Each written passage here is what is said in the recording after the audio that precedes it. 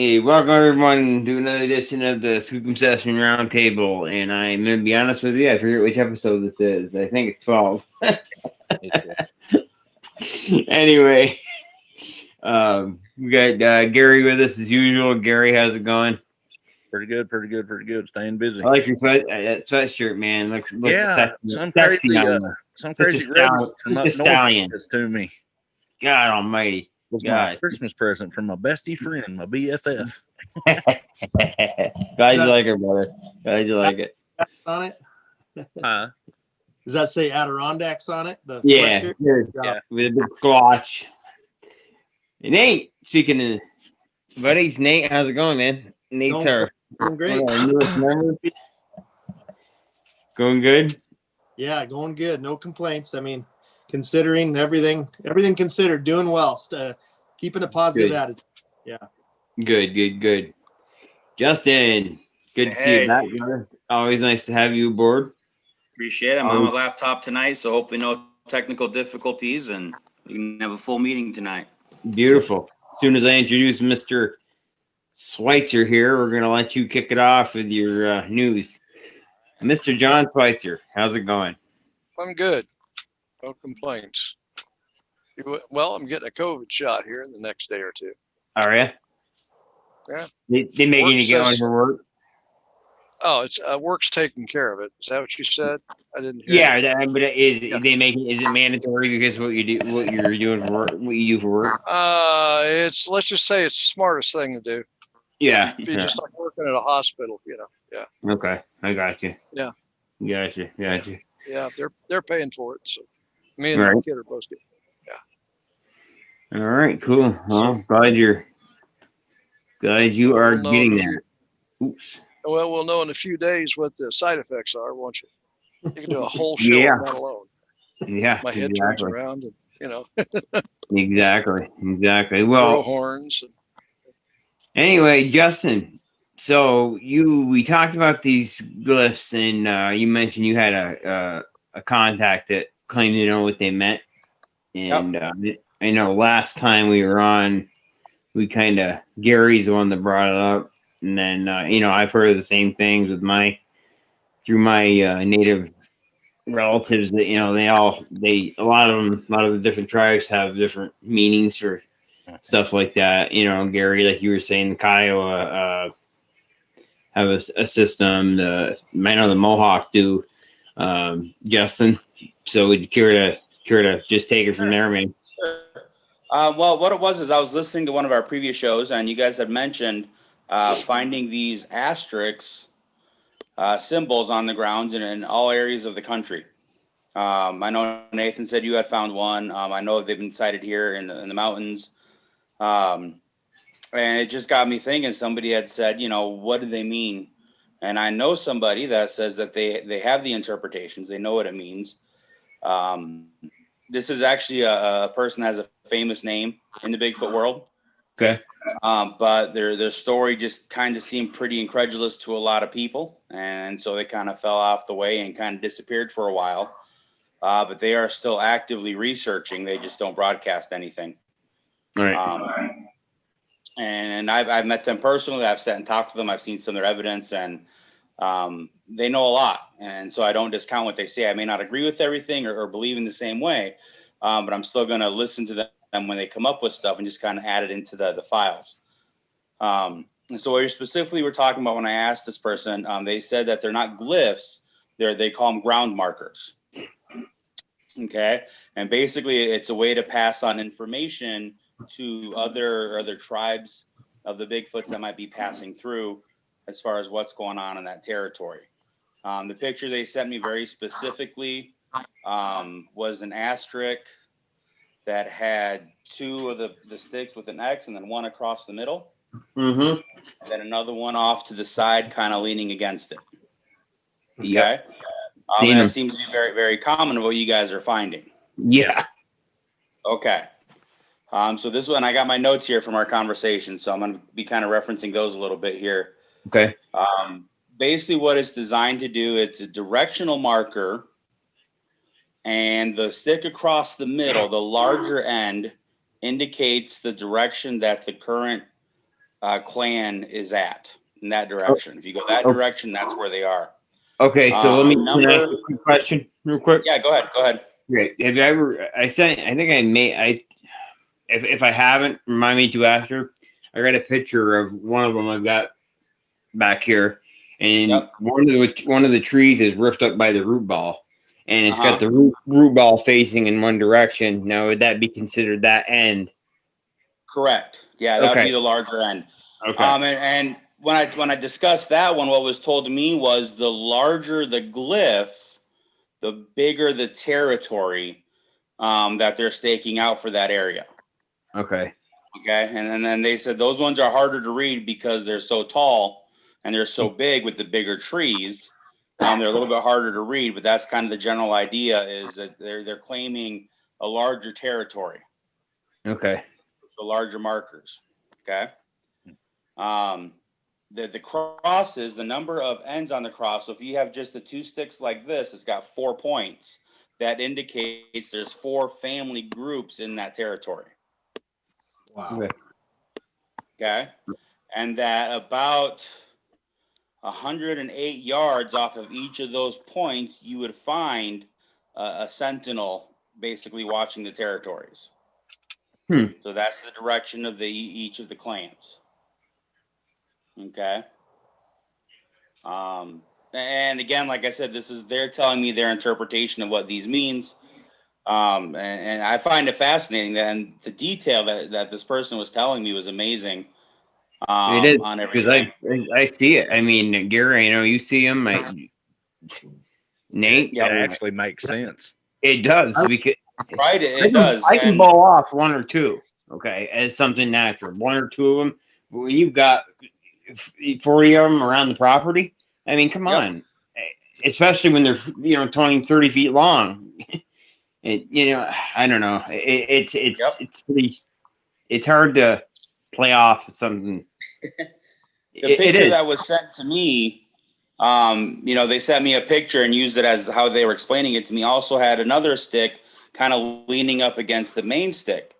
And this person told me what that indicated was that there was a creek or a water source in that area of the territory, if you're looking at the map. So basically, it's an informational map telling how many clans are in the area, what area they're hunting in kind of right now, a water source for the area, and how kind of large the territory is staked out to be, so to speak, for the hunting territory. It's real funny you talk about marking the water like that, because everything that I'm finding down here has the same marking. Nate, we talked about this the other night, has the same marking, and they're always pointing towards a water source, whether it be a creek, a pond, or something like that. So, I mean, it's definitely stimulating for me, because I just had this conversation on another show the other night, and it was like, Wow. Right. And that's where getting this information from this person, I can't discount it completely out of hand. I mean, I can't necessarily agree with how they say they come about the information, but it makes sense that it kind of fits into some of the puzzle pieces. It's just more information to the great mystery that we're all studying. You know what I mean? It's crazy. This person got into a lot more detail with a lot of other things surrounding it. I mean, I don't know if you guys can see, but you can't really show it on there. I've got this whole page of information that they gave me just asking that one question. Talking about they use a measurement. Their measurement of distance is based off of 18 inches instead of 12 inches for a foot like ours. Okay. So you have to factor that in when you're measuring. That's why it's 108 yards versus 100 yards. That type of thing. Let me see.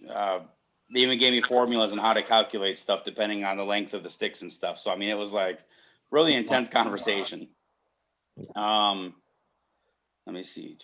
A lot of times the ground markers that we're finding, the different symbols, they're more like maps of different ridge lines in the area and which ways to follow, where the water sources are going to be. And I've heard that before from a few different people. yeah. Yes. That some of the markers, so-called, they're actual maps of the areas indicating certain different things that'd be of interest to them. So I don't know, guys. Fascinating stuff when it comes Can I to what ask all you a these symbols question? mean. And No kidding. without giving out too much information, is the person getting the information through direct communication with the target species? Yes, that is the claim. That is the The claim. first time I've heard it, brother. And Me neither. you're more back up east. It's happening in a lot of places, and that's where we got to find that balance of the whole. Yeah. Wow. Well, I've talked to this person and several of the research associates, and that's part of the reason why they kind of fell out of the popular world, was because they had these claims of direct communication. Mhm. And that actually might be enough a clue to some of you guys that are old school on this to know who these people are. I think I get it. But I mean, that's the claim. Then they've always had that claim since the beginning. Yes. And they stick by that claim now. When I was talking to them in person, I was asking about X markers. And apparently, and I was told a very specific story. The big upright X's mean don't come around. It's like an off limits. Okay. But if the X is laying down on the ground, it's more of a welcome sign. Go ahead and come on up. So depending on if the X is upright or on the ground, it has two different meanings. Okay, I've got a crazy question. I was told an anecdotal story about it, and I mean, I wasn't there. I can't define one way or the other, but that's what I was told. They say anything about trees or limbs laying across a trail after you've passed and went through, and then they put. No, we didn't talk about that at all. That'd be something I'd like to know Yeah, I about. did bring it up to him. I think that's kind of an obvious, a warning sign, based like, hey, this is my territory, this is my area. Yeah. But I find it intriguing that it's after you come through that they get dropped. Or what it could be, well, yeah, you're right. It could go the other way too. You got a benign group, and then you got say you have an aggressive group that's come in. The benign group has laid it across saying, don't come through here today. Right. Yeah, I mean, it could be many different. Yeah. I'll get with them and I'll ask them specifically of what that is and see what they say. Yeah. We literally just me and Jeremiah just got this thrown in our lap. Last weekend, Jeremiah? Yeah. Sunday. Yeah. A person that I've known. Well, I'll tell you, it's my father. Yeah, and was building fence on the back of some property, and went back there and was building fence. And on his way out, there's a 4-wheeler trail that leans back there, and I've got the pictures. There was 6-inch trees pushed over across the trail, and then almost 50 yards down, another smaller tree just literally just picked up and put across the trail. And I don't know, it opens your mind.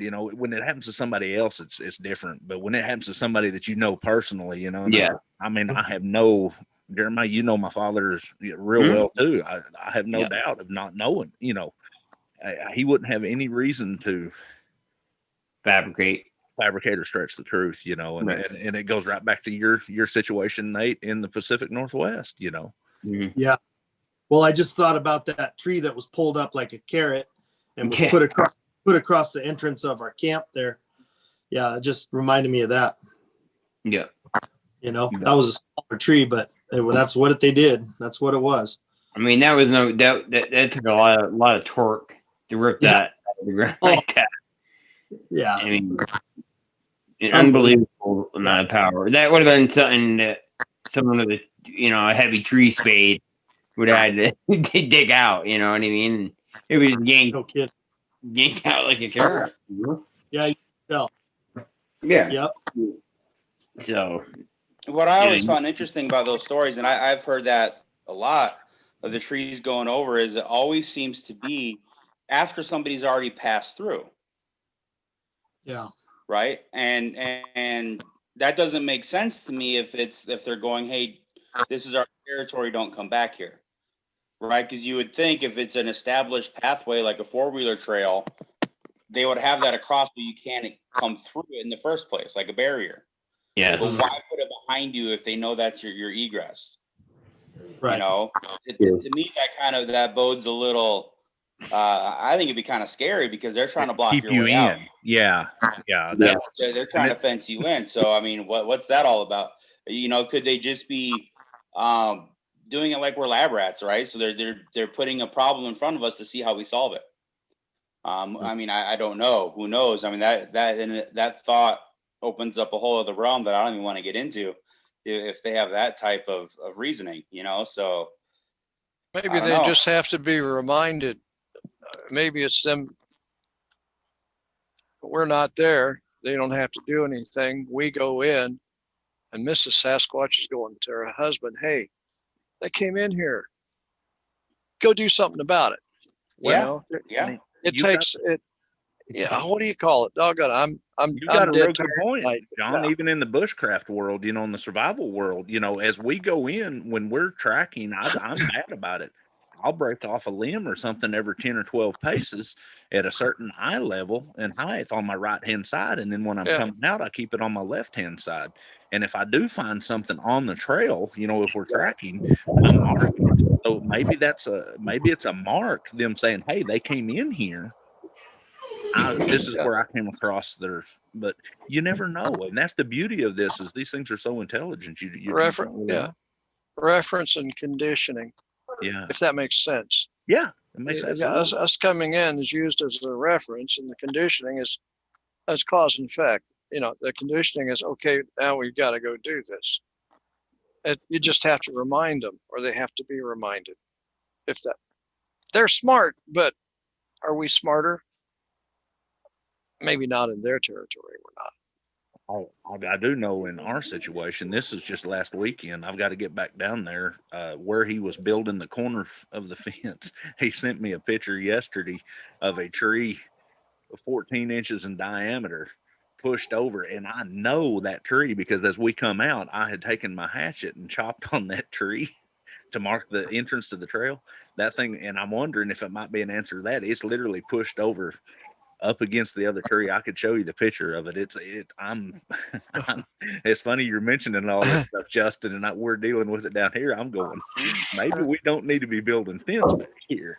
But I remember hearing somebody telling me the same situation where they're working on clearing their property, and it ended up being almost a battle of where the zone was going to be, because the Bigfoot was basically saying, hey, this is kind of our territory. What are you doing? And so they were doing things like that. And basically they ended up establishing a zone, a barrier, right? Like the Bigfoot was kind of saying, hey, this is our side. And so the landowner was like, okay, well, I'm going to stop here, and then we can kind of compromise. And then the situation was resolved. That was the report I got. Again, I don't hold any judgment on the reports I get. I just listen and take it for what it is, and go there with them, form my own ideas. There goes the neighborhood. Very similar situation. Well, and the thing is if you get multiple reports like we are in this little group, like Nate, you had your personal experiences like that, and I'm having them in Oklahoma, and Jeremiah's having them in New York, and Justin, you're taking reports and dealing with them, and John is. There's got to be some kind of credence to it. Yeah, there's too much of it. You know what I mean? For there not to be a little something to it, at least, It's like we all talk about how many sightings of these things there are. Well, not all of them are misidentifications of bear. You know what I mean? Kind of goes along with that, I mean, come on, it's get realistic about it, Gary, did you do something different with your beard there? Yeah, it's getting springtime, man. I'm trimming back up for. Of course, you've known me long enough that I usually trim up during the summer. Yeah. But I start the new profession next week also.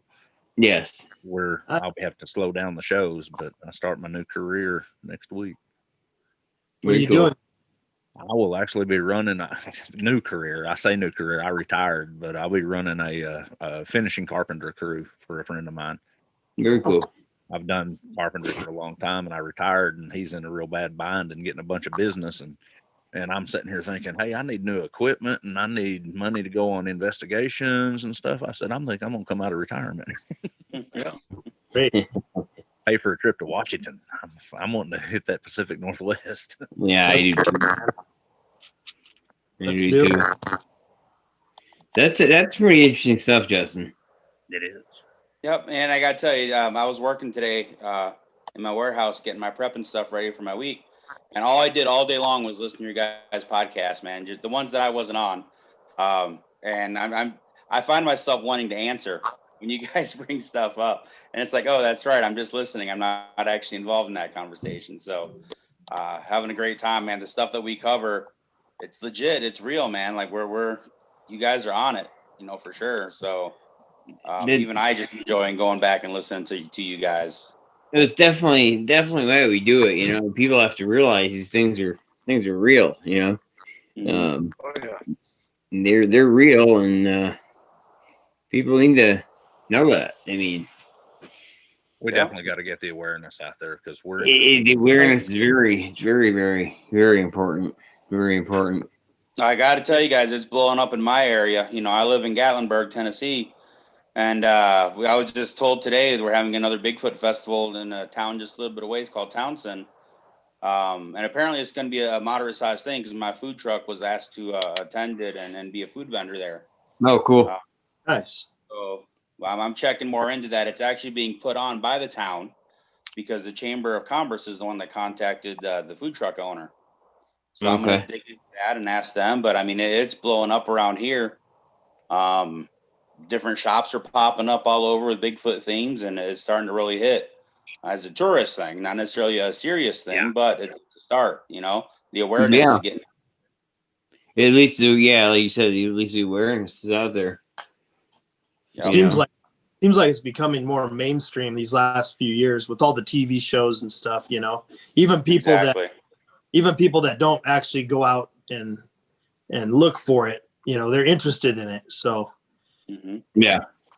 Well, I know Bigfoot Expedition, their season that they got out now, filmed up in Kentucky. That's actually where my girlfriend lives, in Harlan County. And she was actually one of the ones that was supposed to help bring in the people for the show, but she kind of got bypassed on that. That's a different story. But I mean, it's all over, man. It's coming up.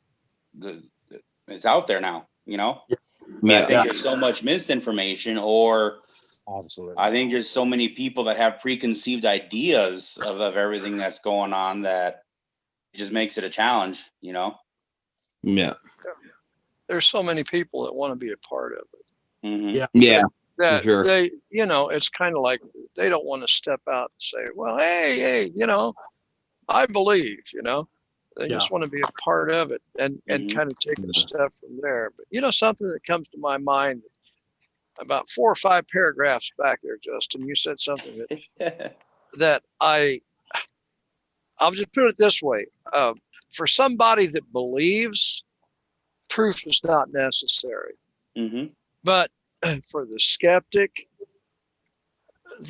no proof is possible, nor will any proof be accepted.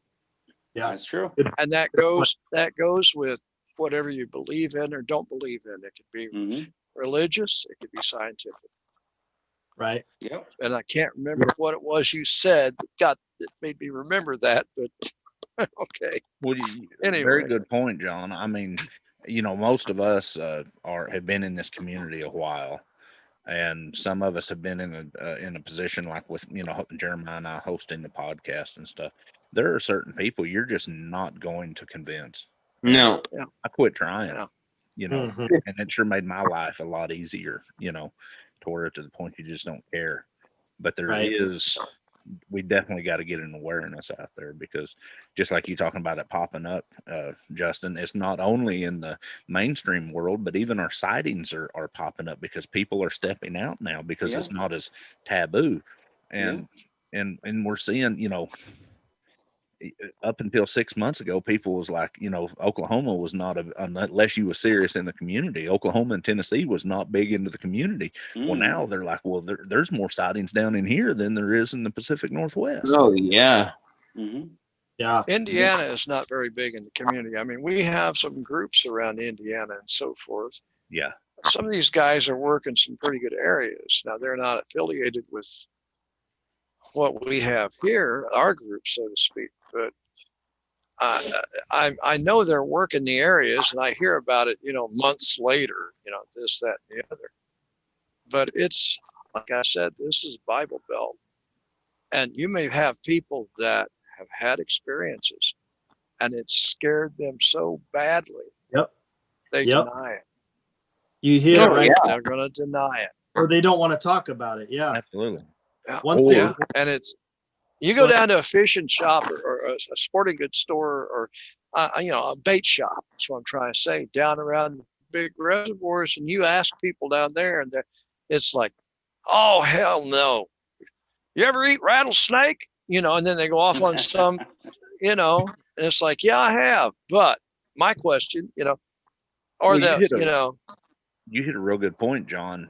The Bible Belt. I say it all the time, and I've had a lot of people kind of look at me, but I had the great opportunity of having a good conversation with a kind of more of a spiritualist from Nepal, a Buddhist, which, everybody knows I'm Buddhist also, but I honestly believe that our sociological and our theological or religious background directly correlates on how we interpret the the sightings that we have. And I'm being raised up in Oklahoma and raised up in the Pentecostal church. They have a tendency to, it's either demonic or let's forget about it and it'll go away. And they don't want to talk about it because it goes against everything that they've been taught their whole life about spirituality and religion. Well, now in this information age, that's not the issue because we do have science backing up a lot of this. And it's a more open-mindedness even in my own family and their own religious aspects. I mean, I'm seeing a more open-minded attitude about it. You can't deny it. I say all the time, we have put people on death row for less evidence than we've got on the target species. Yeah, it's true. You've got the secular world and you've got the religious world. Now, I know, Gary, how I say this. You're half Buddhist and then you're Christian. I'm Christian Buddhist. Yeah. I mean, I tell people all the time, I'm Christian Buddhist. Yeah. It's the way your Buddhist is the way you live your life is how you explained it to me. Absolutely. It's sort of like, and Jeremiah will get this. It's like being a martial artist and living your life that way, but you still, you have your religious beliefs. Mine are different as well. I mean, I mix Catholicism with other old school religions as well. Safety and I do. So I get it. I get it. Yeah. A lot of people don't. I just bring that up because there's got to be people. What are they talking about? Right. Right. And I honestly think that our interpretation with these cryptids is directly influenced by that. I mean, Justin, you spent some time in South America that their beliefs, their religious beliefs is built around nature and around the cryptids, just like all the First Nations people here. Yeah. And that has it really opened up my eyes spending hours talking to this guy from Nepal because the Yeti is a common, you think we talk about it a lot. They talk about it on a daily basis like we do. That's almost to a point that it's a god, is it not? Absolutely. Absolutely. As big. Yes. Being something like that, or something. Yeah. Absolutely. Yeah. I don't know about you guys, but like when I meet people and even people I know that maybe I've never talked about the subject before with, I've started asking them if say it's an outdoorsman, type of person. I'll just ask them. It's kind of awkward sometimes, but hey, I know you spend a lot of time in the woods and you hunt a lot. Have you ever had a weird experience or seen anything or heard? I'll just come out and ask them. And I got an amazing report that way from a friend that I think he might have known I was into it, but I never talked to him about it before. And he spilled his guts. He'd never even told his family about this encounter. And it was the coolest thing. And I can tell you guys a story sometime. I have it. It's actual report that I wrote up, but I was sitting face to face with the guy, and he, before I could get a couple sentences out about what we were doing, we were planning a trip coming up. He goes, Nate, and he stopped me mid-sentence and he looked me right in the eye and he goes, I've seen one. I saw one. I've never told anybody. I haven't even told my family. So, and this guy's like a real successful businessman. A lot of people know him around here, and for someone like that to come forward, and it's almost like they want to tell someone, but they don't want to be ridiculed or they don't know who to go to. Yeah, exactly. So, I mean, you can get a lot of stuff out of people. It doesn't happen all the time, but I've learned I'll just ask people. Some people think I'm weird. Other people, whatever. I do too, man. What's the worst that's going to happen? They're going to tell you you're crazy. Yeah. Yeah. Which by now I'm used to, man. That happens too much to me. I found just wearing Bigfoot gear, like my hat. People will approach you and I got a Bigfoot gator, that I wear to cover the beard up when I'm out, doing stuff. And yeah, I was getting my beard trimmed the other day, and the barber was like, "Oh, you're into Bigfoot?" I'm like, "Yeah, it's kind of my thing." And he's like, "Yeah, I just had a guy in here the other day was telling me about a Bigfoot in his backyard."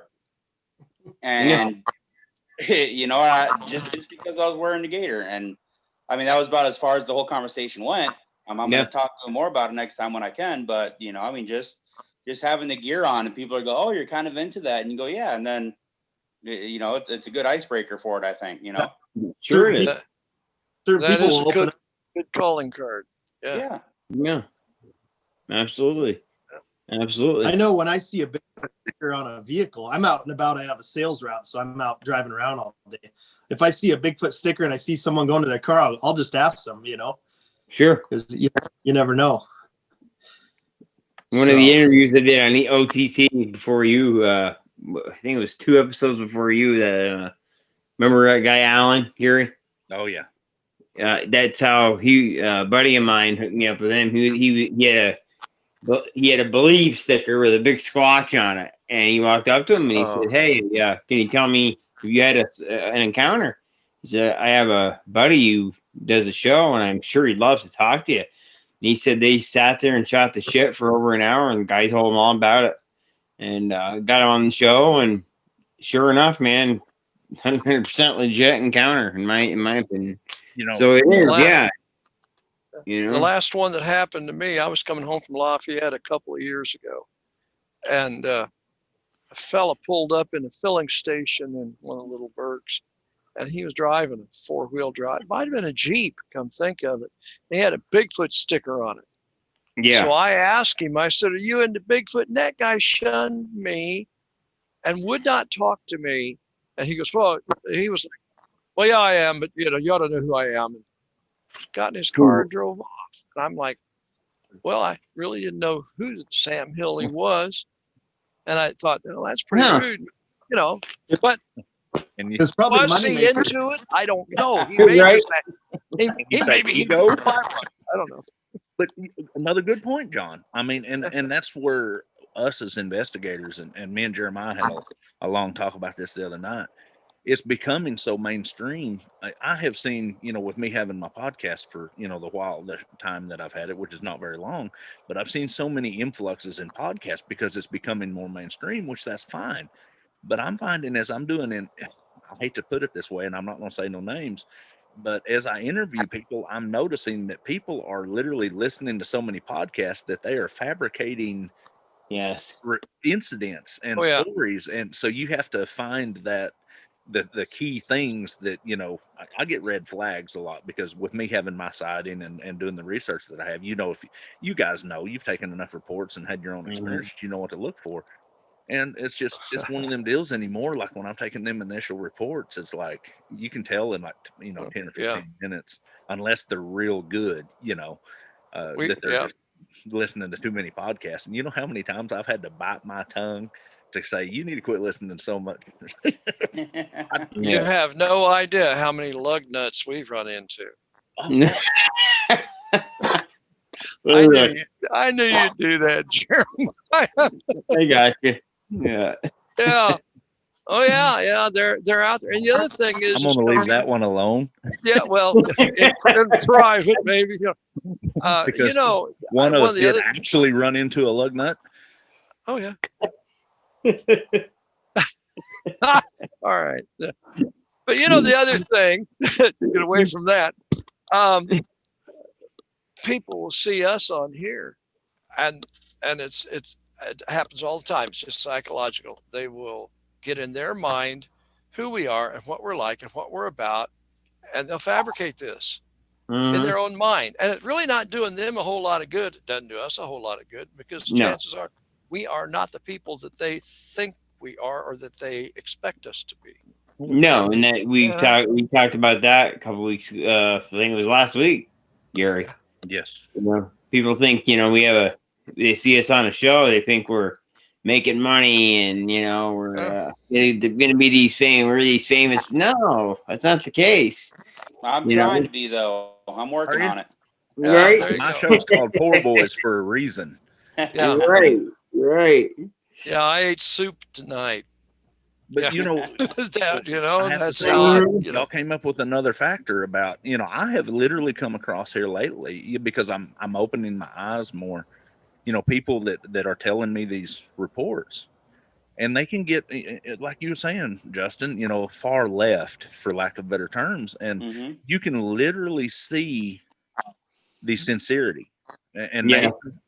Nate, we've discussed that a while back about, taking a report, and they truly believe that they've seen this. Mm-hmm. And for using this for an example, I'm not talking about anybody's report, because they literally seen the target species step out of, and I'm not knocking that community at all, but they seen a target species step out of a UFO, and they truly believe this. That's where I'm looking at it from a psychological standpoint. Okay, what was the stimulus that caused this? And Right. Jeremiah the other day, in the paranormal field, we have a standard practice. We ask them, have you had a history of drug abuse, alcohol abuse, or mental illness? Well, Yeah. in this field, it's almost taboo to say that. People get mad at you. Well, They do. You have to, we're going to have to step that up a little bit and I be agree. more aggressive about it, because some of these folks literally do believe. Well, I will say, me and Jeremiah's both had the opportunity to interview, a couple of people, the same people, and Yes. that literally believe. Yeah. And Yeah. you have to, what's the word I'm looking for? You have to glean something from it, because, well, I've always heard they say if you search long enough, you're going to find something. But the one individual literally has some very convincing evidence. But the stuff that's stacked in and muddled in with that evidence is just so far. Yes. Yeah. I agree. they believe it Some for of a it in reason. between. Some of it in between the far left stuff, Gary, is good. I say, is that what you're saying? Is some pretty compelling evidence, but then you've got the far left stuff that It just blows it all the blows it credibility. all out. Yeah, Right. Unless you're in that community, Right. Well, I mean, They look, believe I'm not far left at all. I mean, Jeremiah knows I'm not a woo guy in the least, but I'm very open to the idea that there's things we just don't understand in this world, right? Like, Absolutely. When I met Jeremiah, he was total flesh and blood. I remember having that first conversation with him. And it's progressed, right? Now, the same person that I sat down and talked to, I was shown a video from CCTV, right? Like security cameras on their property they put up for Bigfoot research. Okay. And I saw several different clips, nothing that was like clear earth shattering for me. Right. But there was one clip where there was just a ton of activity going on. Okay. Yeah. And they broke it down section by section. It was the same clip. And as we watched it, they would point out different areas to focus on, and I would see different things. And I very clearly saw a very bright light and a movement into the light, and the light disappeared. And they said that was a portal, that these guys were traveling in and out of this portal. I'm not a portal guy. That's not the direction I tend to go with it. But I mean, I saw the video and it was right there. And it was one of those things where these people aren't tech people where they're going to have it doctored or not doing it themselves. All I can say is I see the video and I see something happening on there. Right. You know what I mean? But it's one of those things where I just got to go. I just don't know. Let me say that. I'm not going to pass judgment. I don't know anymore. I'm been a long time. I just don't know. I'm still a flesh and blood guy, but I do believe there are things we don't understand. Yeah. We just don't understand about them. Had a video showed to me one time, and this is kind of like what you're saying, Justin, but It's not parallel. The fella said, this is a spaceship. And this is a Bigfoot or space aliens moving along the bottom edge of this spaceship. I'll be honest with you, what I saw at about 100 yards or 200 yards away was several fire trucks with their lights blue and red, and, lights spinning around, and people. It was very smoky, and to me, someone was putting out a brush fire. Mm-hmm. That's what it looked like. Again, but to that him, interpretation of the evidence. Yeah. So where did he get this from? And it very well could have been a video that was on the internet. I'm not saying he didn't. He said he got it. He didn't say that he was there. But this very well could be a video that's on the internet that is maybe a training video of a fire department or something putting out a brush fire, and he's taken it and he's turned it into something else, but he believes it. Yeah. Right. Without doing any research into it. I mean, it's amazing, Google this photo or video for what it really is, Mm-hmm. Well, Well, that's where talking with these people and in this conversation, I was like, okay, well, I got to see videos of different nights, the exact same scene. The light wasn't there. I got to see daytime pictures so I could get a reference because for nighttime camera pictures. And I asked those questions because I'm going, well, that's real easy. That could be somebody with a flashlight. That could be a house over here. That could be your garage with, you know what I mean? Yeah. So at least that section of it was satisfied for me, where I could see this is the daytime picture of that area. No, there's nothing there. It's looking out into what. So as much as I could satisfy, during that conversation, I was able to look at to come to the conclusion of, I don't know what it was I saw, but I saw it. Mm-hmm. So I was going to save this for my private conversation with Nate, because I know Nate's kind of lean this way, but I've done paranormal investigation for 20 years, similar to you, Justin. You've done a lot of paranormal stuff too. And I've seen spirits, I've seen ghosts, I've seen, and I know they're there. Yes. I've tracked these things. I tracked one of these last weekend for 250 yards. I believe that they can be drawn to them. I lived literally on Skinwalker Ridge, maybe a quarter of a mile, Jeremiah, from about that for 5 years. So I've seen it, a bunch of it, but I have yet to understand where we can glean. And I understand that these things has got an intelligible being, but when I can physically, if they can step into a portal and then step out and step in, why do they need to track for 250, 300 yards? Why? The thing that I seen at 18 inches was just like I'm looking at you guys. Right. I understand that they can be drawn to spiritual anomalies. I believe that they are demon possessed. I believe that they can have supernatural abilities in their genetic makeup on them, because they are so natural and so tuned that, and I believe they're more tuned to Nathan. We had that conversation, about how they can be tuned to their environment. So, but I cannot fathom, and I'll be the first one to tell you, if I ever see one step out of a spaceship, I'm going to be screaming to the high heavens too. I'm going to be going and joining all them communities, But when I'm tracking these things for over a period of time and learning their behaviors, people are trying to go on the spiritual route, and we need to start gleaming the evidence of the physical, because if they've left one track, they've left another. Now, you made a good point one time, Gary. There could be, when you get these two different ends of the community, what if we're dealing with two different types of entities? Absolutely. I believe you could have a demonic demonic spirit or something that, or if you wanted to call it a Nephilim or whatever, that could be presuming itself or projecting itself as one of these beings. Absolutely. Yep. I mean, for clarification, Gary, when you say supernatural, you're not meaning paranormal. No, I mean, and you're meaning supernatural. What as is in above our natural definition? Pseudo natural. Yeah, above what we are able to do, like a strength of a gorilla compared to a human being is Absolutely. supernatural. Absolutely. Yes. Yeah. Their So their physical that's for clarification. So people, yeah. Yeah, sorry. Well, there's, yeah, that's, I mean, there's people that are listening that are like, Oh, what?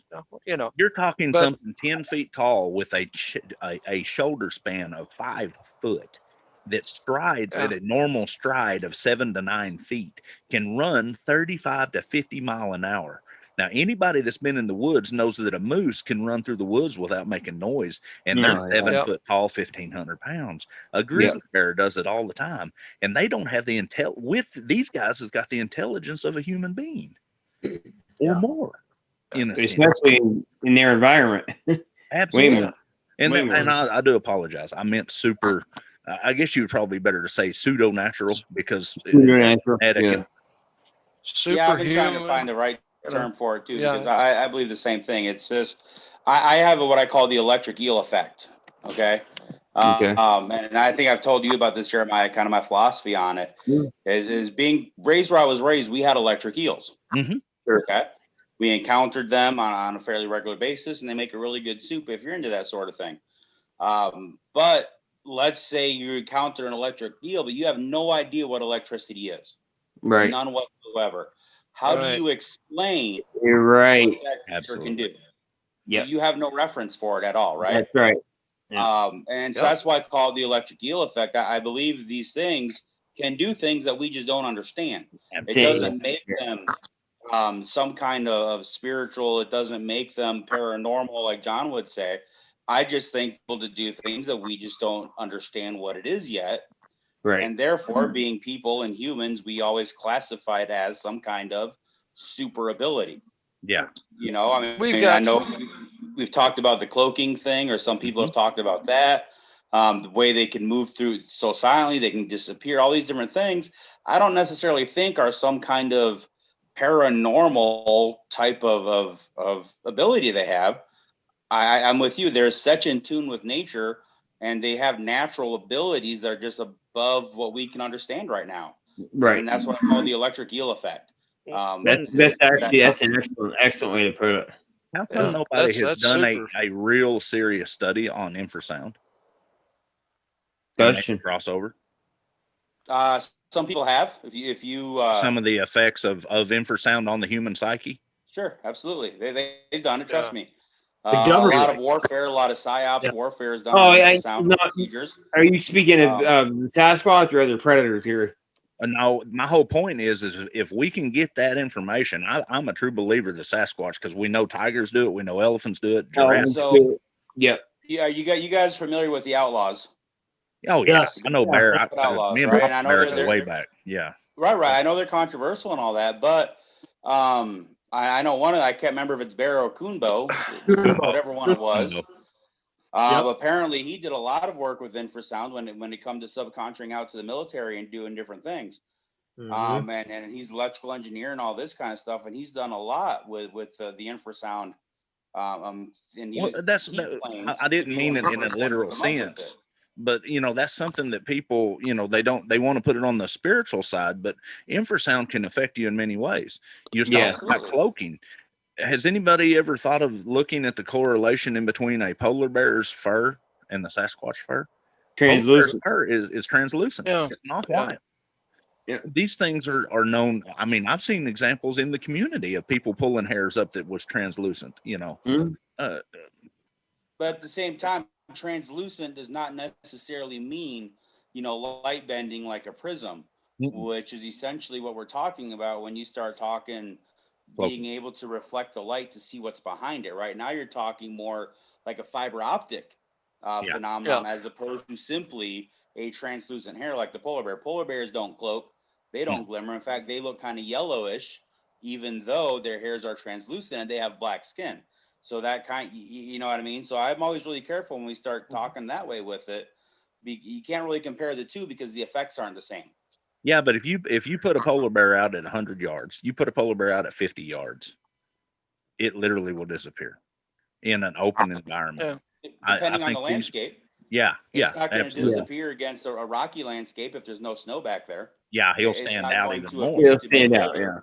You can take an army tank and you can set it off at about 300 yards, maybe a quarter mile, front of it. and then you can put lights on it and shine it back at you. Just lights, and it'll disappear. Yeah. One of the things that I was thinking of when we were talking about the things that different animals have that we don't understand. Maybe those that walk on 4 legs and 2 legs, we don't. I mean, we feel we got a grasp on, but look at the critters in the ocean, way deep down in the ocean. Light sources, their own light. I mean, they die when they die because of the pressure or the lack of when you bring them up. Yeah. I mean, and we know they exist, but we don't know how a lot of them survive, or Absolutely. Yeah. The chemical makeup of. But they do some really strange things. Absolutely. They're capable of doing it. And they're just as natural to this earth as we are. Sure. Today I was listening to you guys go over the bioluminescent with the eyes and the eye shine. I was listening to that podcast today. Yeah. And you guys, I mean, again, I love listening to you guys because you guys know your stuff. And I was thinking about that. Now, I had heard a report. And I say I hear reports. I mean, you got to understand it's through podcast and reading and hearing stuff, right? But I heard of one where it wasn't just eye shine and it wasn't just eye glow, but it actually, for a time, projected light almost like a flashlight out of its eyes. Now, again, it's one of those, I've heard it a few different times. Usually it has to do when the critter is very angry. The particular report that I'm recalling, this creature was charging down the hill at a group of people. At first, it was up on top. It was throwing rocks, the classic rock throwing to kind of get the group of people away at night. Some smartass in the group grabbed rocks and started throwing them back. And this thing got ticked off and started running down the hill at him. And the eyes went from like a blue to a red to actually kind of supposedly projecting light out of the eyes, not like a spotlight beam, it wasn't laser eyes, but the shine was so strong it looked like it was actually coming out. And again, it's one of those things where I have to go, man, I don't even see the mechanism for that happening, but I've heard it on 3 or 4 different reports now of similar things happening. So we just don't know, and that's kind of the whole factor that I base off of is.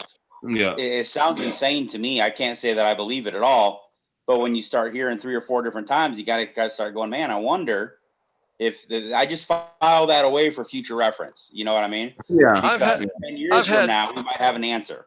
I've had Death Wish Coffee do that after a jam session, 3 o'clock in the morning. There you go, right? You go home, you're going to go to bed, you open your eyes, and it's like, who's shining the doggone flashlights on the ceiling, Yeah. I just hope Gary never interviews me on a report, because if he starts asking me drug abuse or mental illness, I'm going to have to go places I don't want to go.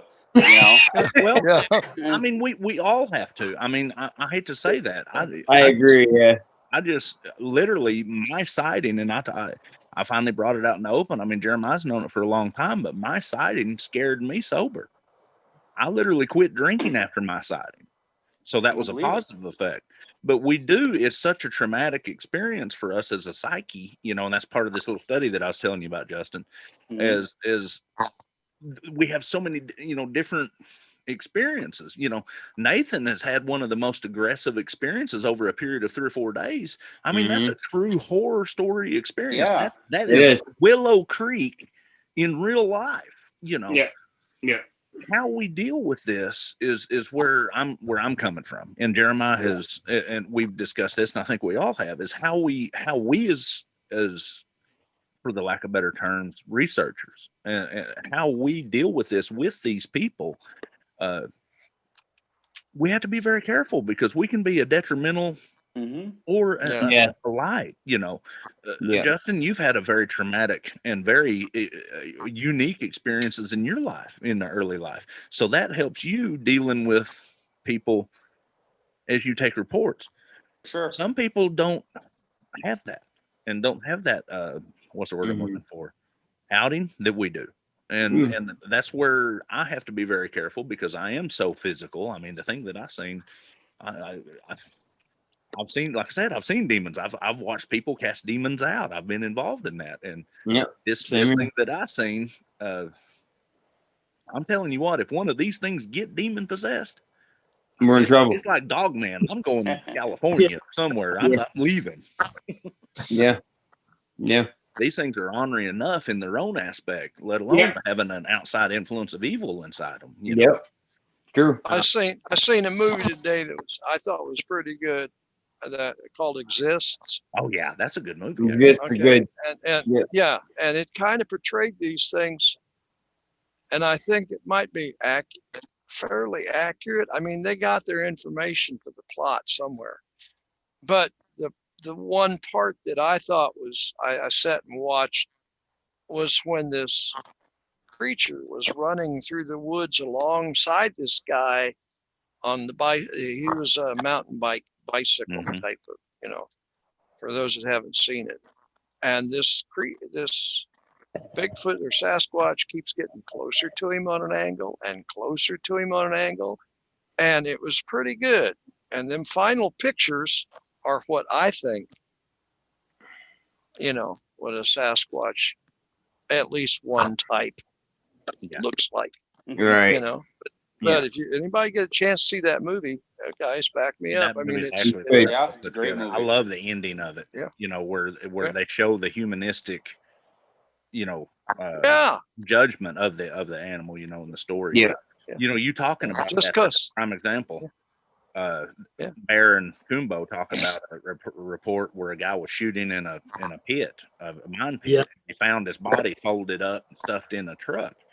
And they found blood at the top. Well, that to me tells me, you know, just listening to the report, as he was shooting and he seen something and he probably shot it or he wounded one of them and the rest of them got him. Because in my situation, if that thing had wanted me, he'd have reached through that window and took me. And just like with you, you know, when he was outside your tent, it ain't going to stop him. He'd have taken me, watered me up, shoved me up the tailpipe, and walked off. You know. Yeah, if I recall that story, the idea was that he had seen one come up on top of the ridge, shot at it, and they actually tracked him, and the guy went up to that ridge, and they found tracks of like 2 or 3 more, followed down their ridge, and they found an area where he had basically gotten into a firefight with these guys, and he lost. And they dispatched him in the field, and they took him back to the car and shoved him in there. Absolutely. That right there shows cognitive intelligence. Yes. Just remember the retribution of the Hatfield and the McCoys, and you're going to be one side of them or you're going to be the other. Yep. Well, you know, to bring this back around full circle, you know, Justin started this thing off talking about the structures and stuff. And Justin, I don't know if you caught that with Nate. You know, Nate has really got me thinking about this now because I've seen them things all over the woods down here, you know, the little ones, big ones, and him showing me them pictures, and Jeremiah's seen them. And you never put 2 and 2 together until somebody comes in. But there's got to be something to this if it's happening. That one that you found was, and then the other guy had a picture of the same thing, and it was what, 3 states away?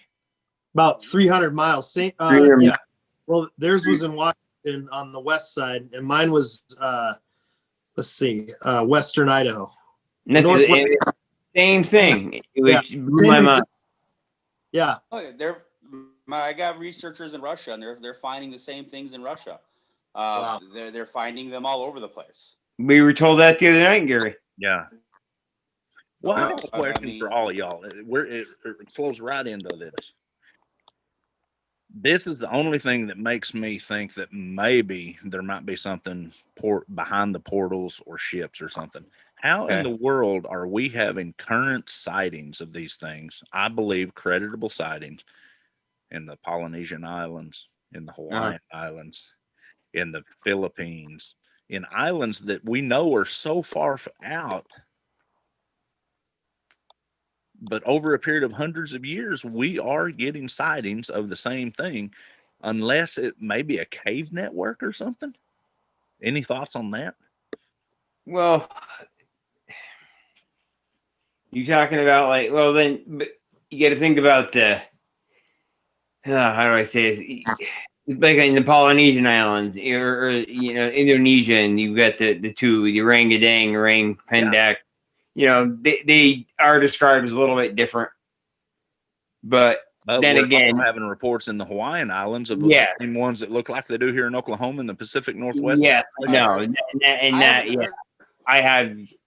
So the ones from Hawaii, are you hearing reports of full size? Yeah. Because the only ones I've ever caught from Hawaii are the Menehune, the little red-haired ones. Yeah. That are like protopygmy size. They're like, you know. So in 2 to saying 3 that, maybe foot. it's a crossover of information, you know, that has brought over through cultural signs. Then maybe it's interpretation issues. Yeah, because I haven't heard of any. I'm not saying there aren't out there, but I haven't come across any of like the full size upright over there at all. Just the miniature ones. So Yeah, I mean, if you guys have heard of any, let me know, please. I'd like to look into that even more. I've actually got a couple of reports I'll send you. That Yeah, and once sure, again, it could be just a crossover. Yeah, but that's always fascinated me too, is the cross cultural thing. With JRG, Jeremiah, you know, my big thing was the international thing. I'm real big on the idea of why do we have what we have and all the other cultures have what they have, and they're slightly different. Some are, some aren't. Some are, yeah. You know, so I think that's a good point. But yeah, with the islands, I mean, that's a hard one because there's so many different options you have to look at. I'm reminded of what Gary was saying about the in parallel with the religious beliefs of the culture. I mean, it's what they see, how they see it. And if it's a porthole, okay, or demonic, okay, but you can also throw in this thing of follow the money, because some reports may not be very reputable. Very true. Yeah. And you know, I mean, people are people. You know, every one of us has lied. You know. Sure. One time or another. Yeah. Or will, or no. But yeah, you never know. Yeah. Hey, I got a question for you guys. Do you ever get any reports or have heard about the stick Indians or stick people? They're like a miniature Sasquatch. Yes, I did an interview with a guy from Texas years ago that claimed on having interactions with a family group of some, and actually the indigenous people up my way talk about a very small version of a Sasquatch as well. I was curious if that was about 4 to 5 feet, like pygmy, something full like grown. that. Yeah, I was just curious if that was a nationwide phenomenon or up here in the Northwest. It's kind of a common thing. If you talk to tribal members, the guy I talked to, he said 12 to 18 inches, like really miniature. Yeah. But yeah. Really? Yeah. All I'm going to say is Oklahoma. Now we're a mixing pot of the First Nations people. So here I have to take that with a grain of salt because there's so many cultural over the past 150, 200 years since they've all come here that it crosses over. You get like the Cherokees got the same name that the Navajo do for the Skinwalker, but yet they're two different entities. Two different, yeah. And so I have to be careful here in Oklahoma with that because of the cultural background. But we do get reports of 18 to 22 inches all the way up to like 3 and 4 foot real barrel chest, which I always thought was juvenile Sasquatch. But I did for a while too. But you'll hear them talk about them be 3 to, like I said, 3.5, 4 or 5 feet full grown put together. Yeah, I think I'd feel a lot better about having a little one. What? Would you make a juvenile 18 inches? So I feel better about having an encounter with a 18-inch tall Bigfoot than a 9-foot tall one. I think. Yeah, sure. I feel better about that. Yeah. As he ate my toes. Well, or something else. You just punt. You don't have to worry about it. Watch it. Justin being like a Chihuahua. Living down in South America, I've got a unique situation because my first wife was from Peru, and I'm one of the few rednecks that's actually walked Machu Picchu and seen the Garden of the Gods and stuff. And their cultures down there have a lot of the same things we've got here. Yes, they do. They got one called the Los Masados, which is the gray one, which to me describes, which they say is a modern, they call them the rake on The right. Yeah. But that's an Yeah. old I entity. know the but, name. down there they have it, and they say that it's a common factor. Yeah. We as a culture, I mean, you never even heard of Dog Man until the French started coming across in Louisiana, and then the French started coming across into Minnesota. You know, and it's funny Yeah. that you see a lot of Dog Man. The Rougarou comes out of Louisiana, Rougarou. and Yep. Wisconsin, which is predominantly Yeah. settled by French background. Yeah. It's funny how the cultures come together. So we have to be real careful, I think, in our situation of We do. how we glean this information because of the cultural influences. So a lot of times they're talking about the same species or entity, Yeah. however you put it. But A lot of times when I'm doing my stuff, I do away with the names, right? yeah, Because we know you got the Ohio Grassman, you got the Stick Man, you got Yeah. Momo, you got the Falk Mon, you got all these things. I try and totally just ignore the name of it and look at the description. And just kind of go that route. And that's with any report I take on anything. Yeah. No, right? it's good. Because we all have our own ideas of what something is going to be called. Yes. Just because of our own life experiences, you know. That's good. That's good Some people stuff. might call a demon, somebody else might call a satyr, somebody else might call an imp, somebody else might call a goat man. Sure. But they're all referring, or somebody might call it the Jersey Devil, right? But they're all referring to the same basic description of an animal. Same thing with a Bigfoot, Sasquatch. Yeah. How many other names are there for this thing? You got to look at the description of what they're describing. Oh my God, there's the behavior patterns and things like that. You know. Yeah. I'm sure every one of us has been called several names and been known by several names. I could Absolutely. I know I've got a couple of ex-wives or girlfriends that would call me several names, but I'm still who I am. Yeah, exactly. Yeah, I'm with. Yeah, I mean, you could call the milkman down the street several names. But yeah, I'm with you on that. It's the description. Yep. You know, if he carries milk and drives a truck, he's a milkman. He's Yeah. not a milkmaid. He's not he's not a Jersey cow. Yeah. No.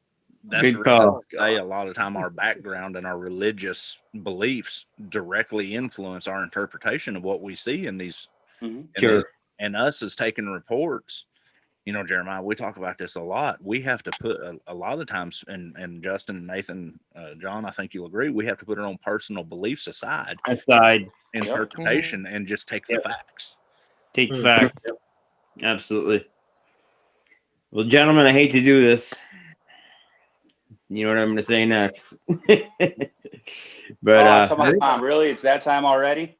Yeah, it's that time, man. Time flies and you're having fun. Man, that would. Should I put our sponsor sticker up? There you go. There you go. From your arms. Very good. I'm going to get a discount from those guys sooner or later. All right, guys. So we'll see you next week. Maybe Wednesday, Thursday night. We'll hit another one, and hopefully, we can get Corey back on and John and Travis. Maybe even get JR back on. So y'all hang when we stop recording. But all right, gentlemen, everyone have a good evening, and thanks for the support out there by the viewers. Everyone have a good night. Y'all be good. Stay safe.